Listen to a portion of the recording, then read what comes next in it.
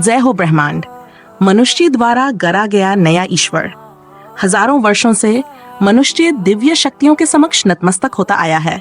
ऐसे देवता जिनके नाम, चेहरे और आदेश होते थे। लेकिन विज्ञान, संशयवाद और आधुनिक सौंदर्यवादी आध्यात्मिकता के युग में एक अद्भुत बदलाव आया है। हमने वही रचा जो हम सबसे अच्छा रचते हैं, एक नया ईश्वर जो आधुनिक बौद्धिक और कलात्मक संवेदनाओं के अनुरूप है। ये नया देवता अन्य परंपरागत ईश्वरों की तरह न तो कोई व्यक्तित्व रखता है, न क्रोध करता है और न ही इसे किसी मंदिर की आवश्यकता होती है। फिर भी ये उसी विस्मय को प्रेरित करना चाहता है जो कभी पुराने देवताओं से जुड़ा था।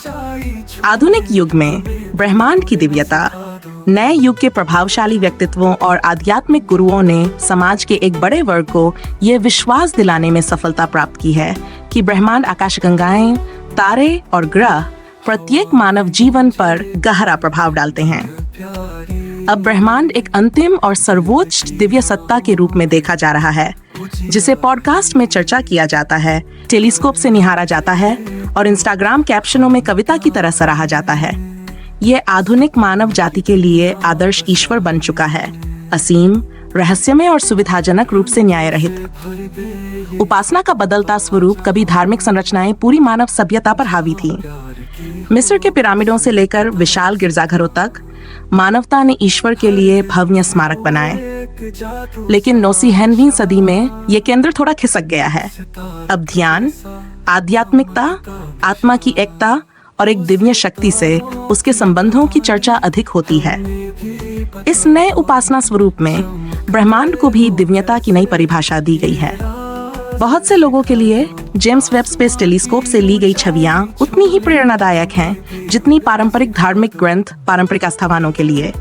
जैसे जैसे लोग ब्लैक होल, सुपरनोवा और समानांतर ब्रह्मांडों के बारे में अधिक सीखते हैं, वे अंतरिक्ष के रहस्यों से उतने ही प्रभावित होते जाते हैं जितना कभी धर्म के रहस्यों से होते थे।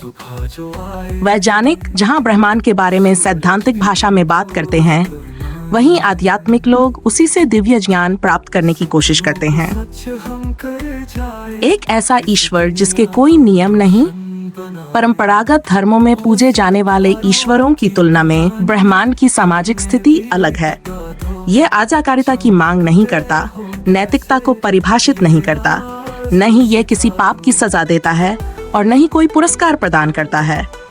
फिर भी इसे मानने वाले विश्वास करते हैं कि ब्रह्मांड बिना किसी पक्षपात के सत्य को प्रस्तुत करता है, लेकिन कभी-कभी अप्रत्याशित रूप से हस्तक्षेप भी करता है। ब्रह्मांड में आस्था रखने वालों का मानना है कि यह हर व्यक्ति के मार्ग को तय करता है और जीवन के घटनाक्रमों को नियंत्रित करता है। इसीलिए ब्रह्मांड एक आधुनिक ईश्वर बन चुका है जिसके अस्तित्व का कोई ठोस प्रमाण नहीं है। ये उन लोगों को आकर्षित करता है जो पारंपरिक धार्मिक सिद्धांतों को अस्वीकार करते हैं, लेकिन फिर भी विस्मय, रहस्य और अस्तित्व के उद्देश्य की खोज करते हैं। ब्रह्मांड की विशालता उन्हें उनके लघुत्व का एहसास कराती है, लेकिन साथ ही यह उनकी जिज्ञासा को भी प्रज्वलित करता है और उन्हें अनंतता के साथ अपना व्यक्तिगत संबंध स्थापित करने के लिए प्रेरित करता है। वे प्रार्थना में घुटने नहीं टेकते, लेकिन रात के आकाश को निहारते हैं, उसी तरफ के साथ अर्थ, संबंध और स्वयं से परे किसी चीज की खोज में। आध्यात्मिकता को वैज्ञानिक बनाने का प्रयास। यद्यपि ब्रह्मांड के पास कोई प्रमाणित व्यक्तित्व नहीं है और ये विज्ञान नहीं है, फिर भी कुछ आध्यात्मिक लोग इससे गहराई से जुड़ाव महसूस करते हैं। अब ब्रह्मांड मात्र एक खगोलीय घटना नहीं रह गया है। ये एक सौंदर्यबोध, एक दर्शन, एक ब्रांड या यदि कहें तो नियति को परिभाषित करने वाला एक नया सिद्धांत बन चुका है। अंतरिक्ष थीम पर आधारित संगीत से लेकर हिंदू और बौद्ध धर्म की आत्मा संबंधी अवधारणाओं तक, ब्रह्मांड में विश्वास रखने वाले लोगों ने इसे सोशल मीडिया के कैप्शनों से आगे बढ़ाकर एक संपूर्ण उपसंस्कृति में बदल दिया है, जहां ब्रह्मांड को अस्तित्वगत दिव्यता के स्रोत के रूप में अपनाया जा रहा है। निष्कर्ष: क्या ब्रह्मांड आधुनिक युग का ईश्वर है? तो क्या मानवता ने सच में ईश्वर की जगह ब्रह्मांड को अपना लिया है? शायद पूरी तरह नहीं, लेकिन संकेत स्पष्ट है। हम चमत्कारों की लालसा रखते हैं, हम अर्थ की खोज करते हैं और हम उन अवधारणाओं की पूजा करने लगते हैं जो आधुनिक मानकों के अनुसार अधिक आकर्षक लगती हैं, भले ही हम इसे धर्म न कहें। ब्रह्मांड भले ही वास्तविक रूप में कोई देवता न हो, लेकिन बहुत से लोगों के लिए ये उसी तरह कार्य करता है। ये उन्हें उनकी नग्नता का एहसास कराता है, फिर भी उन्हें विस्मय और उद्देश्य से भर देता है। ये संदेहियों के लिए आदर्श देवता है, संवेदनशील लेकिन तर्कशील, व्यावहारिक लेकिन आध्यात्मिक। आधुनिक मानव जो किसी महान शक्ति की खोज में है, उसे ब्रह्मांड में एक ऐसा ईश्वर मिल जाता है जो उसकी बौद्धिकता पर भी कोई आघात नहीं करता।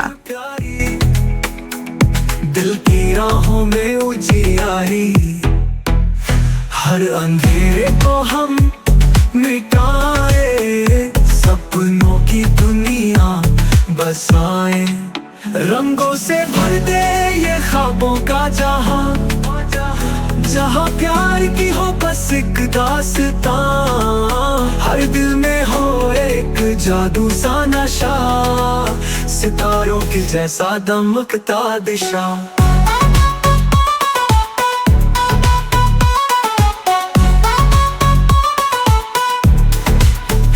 रात बीते सुबह जो आए, सूरज भी हमको अपनाए, सपनों को सच हम कर जाए, इस दुनिया को रोशन बनाए। वो सितारों की कहानी हमें भी बता दो, चमकते हो कैसे ये राज सिखा दो।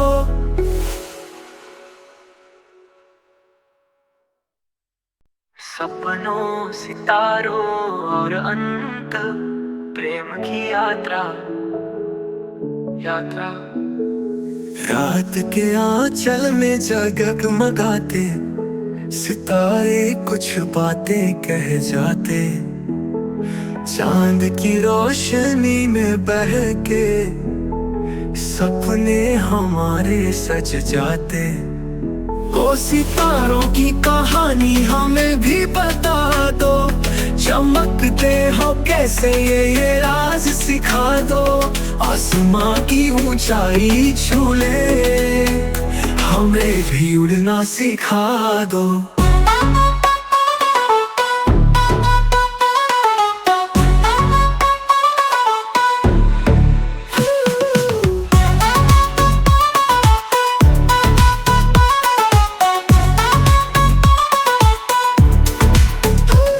हवा में गूंजे कोई धुन प्यारी, दिल की राहों में उजियारी, हर अंधेरे को हम मिटाए, सपनों की दुनिया बसाए, रंगों से भर दे ये ख्वाबों का जहां, जहां प्यार की हो बस एक दास्तां, हर दिल में हो एक जादू सा नशा, सितारों के जैसा दमकता दिशा।